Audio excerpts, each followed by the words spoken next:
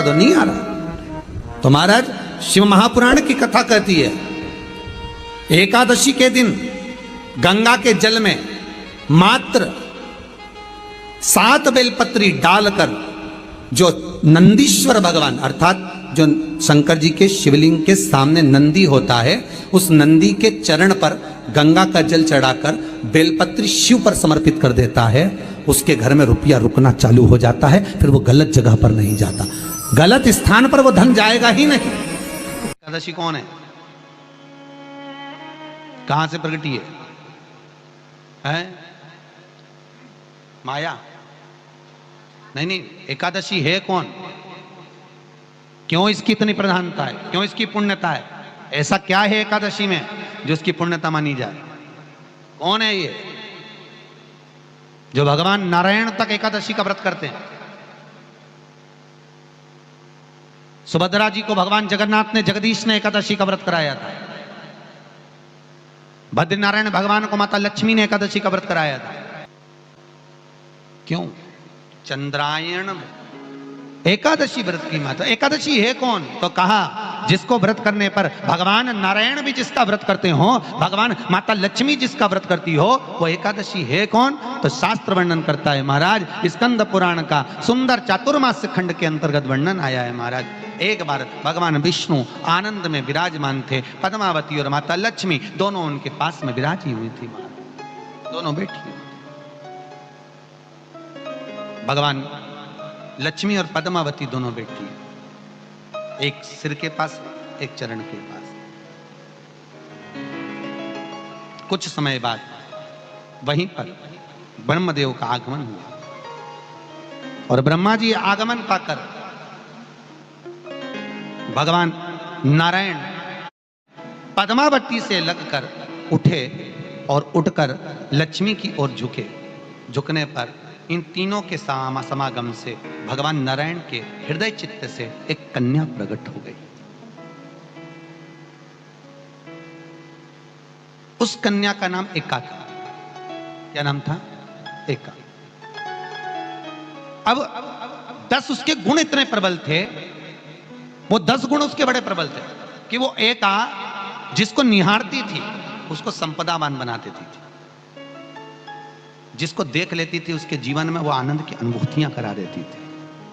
एका जिस मार्ग से जाती थी उस मार्ग के द्वार खोल देती थी। एका का पुण्य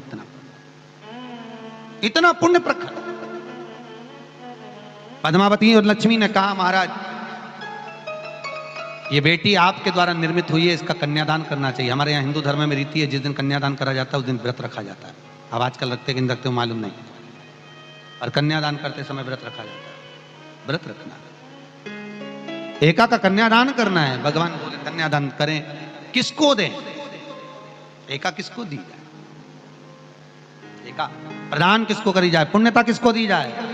भगवान नारायण ने उसी समय लक्ष्मी और पद्मा से पूछा, तुम बताओ। पद्मा लक्ष्मी दोनों एका से पूछी, एका बताओ इसका पुण्य हम आपका हस्त कमल आपको प्रदान किसको करें, हम किसको दें? एका कहती है पिताजी, भगवान से कहती है नाथ कृपा करिएगा मेरे को, अगर प्रदान करना चाहती हो, अगर मुझे देना चाहते हो तो एक काम करो, एक काम करो। यदि आप देना चाहते हो तो भगवान एक काम, माता ने कहा कि पिताजी अगर कुछ देना चाहते हो तो ऐसी कृपा करो, संसार के मनुष्य अगर मृत्यु लोक में आकर के अंदर 2 एकादशी का भी पुण्य भाग अगर ग्रहण करते हैं तो ये एका उनकी होती है और वैकुंठ का राह खोल देती है। इनके जाने से पहले अगर मैं प्रवेश करती हुई जाऊंगी और इनके मार्ग को सुलभ बनाती हुई जाऊंगी। वो एका 10 गुण के कारण एकादशी। 2 चीजों को याद रखिए, गौदान और एकादशी। श्रीमद वल्लभाचार्य जी ने मायावत का खंडन करा था जगन्नाथपुरी में, और श्रीमद वल्लभाचार्य जी ने कहा था एकादशी मरने के बाद मत दो, एकादशी जीते जी दो। कहा था कि नहीं कहा था? जीते जी दान करिए। इसलिए जगदीश में, जगन्नाथपुरी में एकादशी उल्टी लटकी हुई है। करें अपने दर्शन। जगदीश में एकादशी को उल्टा लटकाया, क्यों? क्योंकि वल्लभ ने कहा कि एकादशी जीते जी दो। कई पंडितों कहते हैं तुम्हारे दादाजी मर गए, जब 12वें का दिन होता है ना तो पंडित जी संकल्प छुड़ाते हैं, दो एकादशी। बड़े बेटे ने 5 दे दी, छोटी बहू ने 3 दे दी, उसने 2 दे दी, उसने 2 दे दी। तो क्या तुम्हारे दादाजी भिखारी थे जो तुम्हारी एकादशियां लेकर जाएंगे? और तुम कौन होते हो दादाजी को एकादशी देने वाले? तुमने कौन सा इतने पुण्य कर लिए जो तुमने एकादशी दे दी?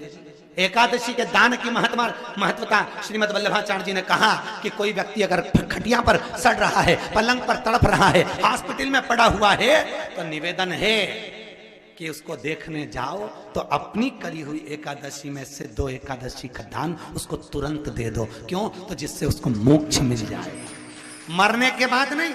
क्योंकि मरने के बाद तो वो 10वें के दिन, गरुड़ पुराण में लिखा है 10 दिन तक जीवात्मा घर की अटारी पे रहती है। कितने दिन? 10 दिन। 10 दिन के बाद जीवात्मा चली जाती है। कहां जाती है? उसको जहां जाना है। 3 दिन में उसको भोग भोगना पड़ता है जीवात्मा को। 3 दिन नरक का भोग भोगती है, उसके बाद स्वर्ग का भोग भोगती है। 18 दिन में ये प्रोसेस पूरी हो जाती है। कितने दिन? 18 दिन। 18 दिन के बाद में उस जीवात्मा को धान के खेत में पटका जाता है। किसके खेत में? धान के, चावल के खेत में। इसलिए कहते हैं एकादशी के दिन चावल मत खाओ। कहते कि नहीं कहते? और क्या कहते हैं? द्वादशी के दिन चावल खाना जरूरी है। एकादशी का पालना करना है तो द्वादशी को चावल का 1 ग्रास खाओ, तब द्वादशी को चावल खाओगे तो एकादशी लगेगी। चावल नहीं खाओगे तो एकादशी नहीं लगेगी। द्वादशी को चावल खाना जरूरी है। क्यों कहते हैं? क्योंकि धान के खेत में जीव को छोड़ा जाता है, उस धान के खेत में, चावल के खेत में जीवात्मा रहती है। उसको चिड़िया खाती है तो चिड़िया के रूप में जन्म लेता है, मनुष्य खाता है तो मनुष्य के रूप में जन्म लेता है। इसलिए एकादशी के दिन चावल नहीं खाया जाता, क्योंकि एकादशी के दिन हम चावल खाएंगे तो जीव हत्या का दोष लग जाएगा। फिर कब खाना है? द्वादशी के दिन। द्वादशी के दिन क्यों खाया जाता है? क्योंकि हम एकादशी के व्रत करे रहते हैं और पहला घासा जब चावल का खाते हैं तो अपनी करी हुई एकादशी का पुण्य, जितने जीव हमारे मुंह में जाते हैं उनको उसका पुण्य मिल जाता है और उनका फिर जन्म नहीं होता, वो तर जाते हैं, उनको एकादशी का भाग मिल जाता है। इसलिए कहते हैं एकादशी को चावल मत खाओ, पर द्वादशी को। शमी के वृक्ष, बेलपत्र का वृक्ष, उसके नीचे की मिट्टी हो, उसके नीचे की रज हो, वो भी औषधि का कार्य करती है। जब किसी व्यक्ति को यूरिन से जुड़ी हुई प्रॉब्लम हो जाती है, उसको जब यूरिन से जुड़ा हुआ बहुत बड़ा रोग उत्पन्न हो जाता है, यूरिन नहीं आती है या यूरिन रुक जाती है या यूरिन उसकी निकलती ही नहीं, बाथरूम आती ही नहीं, उसको बहुत रुक रुक कर आती है या बाथरूम पूर्ण तरह से नहीं आती, तो उसको करा क्या जाता है? उसको जाओ शमी का वृक्ष, शमी के वृक्ष की नीचे की मिट्टी लाओ, शमी के वृक्ष की पत्ती लाओ, बाबा देवादिदेव महादेव का अवधूतेश्वर नाम लेकर उसको अच्छा मिट्टी के साथ शमी की पत्ती को मल लो, थोड़ा गीला कर कर नाभि के नीचे उसको लगा लो। 5 मिनट के अंदर अच्छे से, कितनी भी यूरिन रुक रही हो पर यूरिन निकलना प्रारंभ हो जाती है। उसको किसी चीज की जरूरत नहीं पड़ती, 5 मिनट लगता है बस, और 5 मिनट में यूरिन आना प्रारंभ हो जाती है।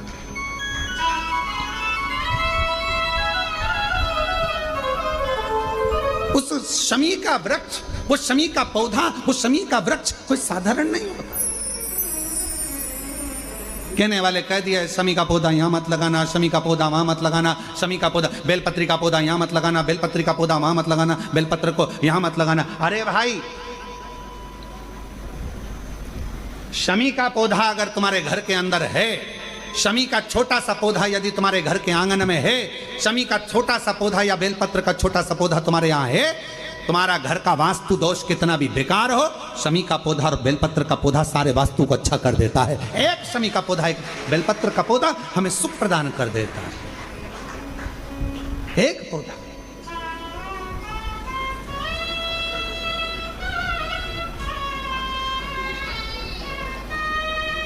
उस शमी के पौधे को ना पहचान रहे लोग, उस बेलपत्र के पौधे को ना पहचान रहे लोग। पर एक निवेदन आपसे और है, अगर तुम्हारे गांव में, तुम्हारे नगर में, तुम्हारे शहर में, तुम्हारी कॉलोनी में, तुम्हारी सोसाइटी में शमी का पौधा हो, बेलपत्र का पौधा हो, बड़ का पौधा हो, पीपल का पौधा हो, चाहे आंवले का पौधा हो, किसी भी पौधे में आप कोई भी, जैसे दही चढ़ा देते हो, दूध चढ़ा देते हो या कोई ऐसा इत्र चढ़ा देते हो, निवेदन है आप अपने आसपास के बड़े बड़े पौधे में ये कोई भी चीज़ ना चढ़ाएं। कोई महाराज कितना भी बताए, पर उस पौधे के अंदर आप केवल जल चढ़ाएं, केवल जल। आप उसमें ना दूध चढ़ाएं ना दही चढ़ाएं। तो क्यों? क्योंकि पौधे में जब दही जाता है तो दही जाने के कारण, इत्र जाने के कारण, तेल जाने के कारण, कोई सामग्री जाने के कारण वो बड़े से बड़ा पौधा सूखने लगता है। हमारा करवत्त निवेदन है आपसे, उस पौधे में जब भी बेलपत्र का पूजन करने जाओ, ना दूध चढ़ाना ना दही चढ़ाना, केवल जल चढ़ाना। आप बड़ के पेड़ की पूजन करने जाओ, केवल जल चढ़ाइए। आप आंवले की पूजन करने जाओ, केवल जल चढ़ाइए। आप शमी के पेड़ की पूजन करने जाओ, केवल जल चढ़ाइए। जल के सिवाय उसके नीचे ना दूध चढ़ाइए ना दही चढ़ाइए, ना उसमें इत्र चढ़ाइए, ना तेल चढ़ाइए, ना कोई सामग्री चढ़ाइए। उसके नीचे केवल जल चढ़ाओ। क्यों? क्योंकि शमी ने स्वयं मंदार से कहा है, हे मंदार, शमी ने मंदार से कहा है, हे मंदार, जब कोई एक जल का पात्र लेकर हम पंच वृक्ष के नीचे आते हैं, जल का भरा हुआ पात्र लेकर आते हैं और जल समर्पित करते हैं, जब वो खाली पात्र हमारे वृक्ष के नीचे से जाता है तो वो खाली नहीं रहता, हम उसे लक्ष्मी से परिपूर्ण कर कर भेज देते हैं। ये शमी कहता है। अब ना जाने तुमको कौन कह देता है कि उसमें दूध चढ़ा दो, उसमें तुम्हें दही चढ़ा दो, उसमें ये चढ़ा दो, उसमें इत्र चढ़ा दो। किसी का कहना मत मानो, आप शिव महापुराण का कहना मानो। एक लोटा जल शमी के वृक्ष के नीचे चढ़ाओ, बेलपत्र के वृक्ष के नीचे चढ़ाओ, चाहे आप बड़े वृक्ष के नीचे चढ़ाओ, चाहे आप आंवले के वृक्ष के नीचे चढ़ाओ, चाहे पीपल के नीचे चढ़ाओ, पर जल चढ़ाओ। इसके सिवा कोई सामग्री। शंकर भगवान की कथा कहती है, मान लो यदि जिंदगी में अगर कोई तकलीफ बहुत बड़ी आकर खड़ी हो गई है, जिसका कोई हल ही नहीं निकल रहा, एक बेलपत्री लीजिए, अपनी हाथ की उल्टे हाथ की हथेली पर रख लीजिए, सीधे हाथ की हथेली से बेलपत्री को दबा दीजिए। शिव जी के मंदिर में कुछ देर मौन होकर बैठ जाए, जैसे सनकादि ऋषि बैठे हैं। चारों की चारों भाई सनकादि ऋषि शिव जी के मंदिर में मौन होकर बैठे हैं। एक हाथ से उन्होंने अपने हृदय को भाव से समाहित किया।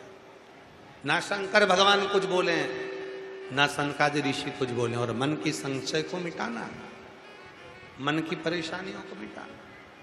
हाथ रखो, एक बेलपत्र उल्टे हाथ पर रखकर सीधे हाथ से उसको दबाकर मौन होकर कुछ देर बैठी है। अपने मन में जो समस्या है उसका स्मरण करिए और शिव जी से अपने मन की बात कहकर श्री शिवाय नमस्तुभ्यम कहकर, ओम नमः शिवाय कहकर उस बेलपत्र को अशोक सुंदरी वाली जगह पर समर्पित कर दीजिए। अशोक सुंदरी वाली जगह तो मालूम है ना आपको, समझिए, देखिएगा जरा। ये शिवलिंग है, ये भगवान शंकर का शिवलिंग, ठीक है। ये जलाधारी, जहां पर भगवान शंकर का शिवलिंग रखा है, ये शिवलिंग, ये जलाधारी। जलाधारी में सामने से पानी नीचे गिरता है। ये जल आप यहाँ चढ़ाओगे तो चारों तरफ घूमने के बाद ये उत्तर दिशा में चला जाता है। एकादशी के दिन जब आप जल शंकर को चढ़ाने तो रोज ही जाते, जब एकादशी का दिन रहे और शंकर जी के मंदिर में आप जल समर्पित करें तो 3 बार मुख से स्वधा स्वधा स्वधा या स्वधा स्तोत्र का पाठ, जिसमें 12 श्लोक। 2-4 हैं, पैसा तो आ रहा है पर घर में टिक नहीं रहा। डॉक्टर में, पुलिस में, एक्सीडेंट आदि में, कहीं गलत जगह पर, व्यसन में अगर पैसा जा रहा है, जुए में, मांसाहार, मदिरा पान, या कहीं आया पैसा, पैसा आने में कमी नहीं, आ रहा है पर टिक नहीं रहा, रुक नहीं रहा। कोई मांगने आ गया, दे दिया, फिर वहां से अपने पास नहीं आ रहा, अपन कह रहे हैं भैया हमारा पैसा लौट।